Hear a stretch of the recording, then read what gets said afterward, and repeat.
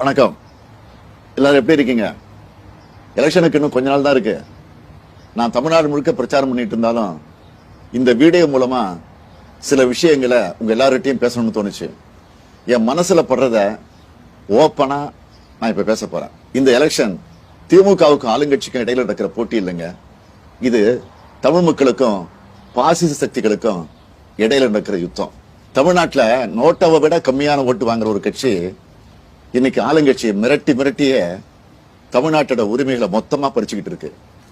நம்ம இளைஞர்களுக்கு கிடைக்க வேண்டிய அரசாங்க வேலையை வட மாநிலத்திலிருந்து வர்றவங்களுக்கு தூக்கி கொடுக்கறாங்க. நீட் மாதிரி எக்ஸாம் கொண்டு வந்து நம்ம பிள்ளைகளை படிக்க விடாம பண்றாங்க. நம்ம விவசாயிகளுடைய நிலத்தை புடுங்கி அவங்க வாழ்வாதாரத்தை கெடுக்கிறாங்க. எதிர்த்து போராடுற மக்களை அடிச்சு விரட்டுறாங்க. நாம என்ன சாப்பிடணும், நாம என்ன மொழி பேசணும், நம்ம யாரை கல்யாணம் பண்ணணும், நம்ம குழந்தை என்ன படிக்கணுங்கிற வரைக்கும் அவங்க முடிவு பண்ணணும்னு நினைக்கிறாங்க. இதையெல்லாம் தட்டி கேட்க வேண்டியவங்க அவங்க காலில் விழுந்து கிடக்குறாங்க. இதை இப்படியே விட்டா இன்னும் கொஞ்ச நாள்ல நம்ம வளங்கள், நம்ம மொழி, நம்ம சுயமரியாதை, நம்ம சமூக நீதி, நம்ம அடையாளங்கள் எல்லாம் செதஞ்சு போயிடும். இதை தடுக்கணும்னா நாம அவங்களை எதிர்த்து நிக்கணும், அவங்க கொட்டத்தை அடக்கணும். அதுக்கு உங்களுடைய ஓட்டு தான் உங்க ஆயுதம். திமுக ஆட்சிக்கு வந்தா நம்ம தமிழர்களோட பறிக்கப்பட்ட உரிமைகள் எல்லாமே மீட்கப்படும்.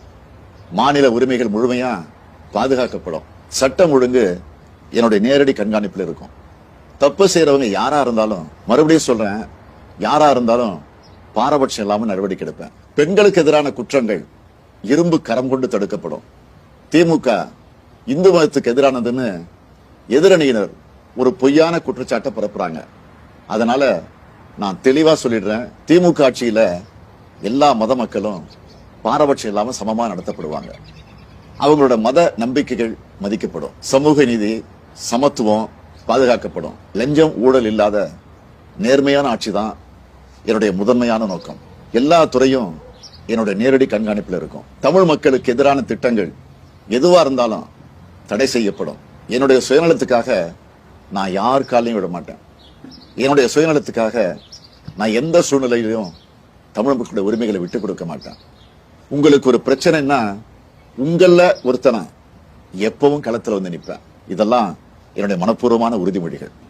இந்த உறுதிமொழியை நான் என்னோட உசுரா நினைச்சு கடைபிடிப்பேன். இதை நான் மீறினா நீங்க என்னை நேரடியா கேள்வி கேட்கலாம். தமிழ்நாட்டோட விடியலுக்கு என்னோடு துணை நில்லுங்க. நன்றி. வாக்களிப்பேர் உதயசூரியன்.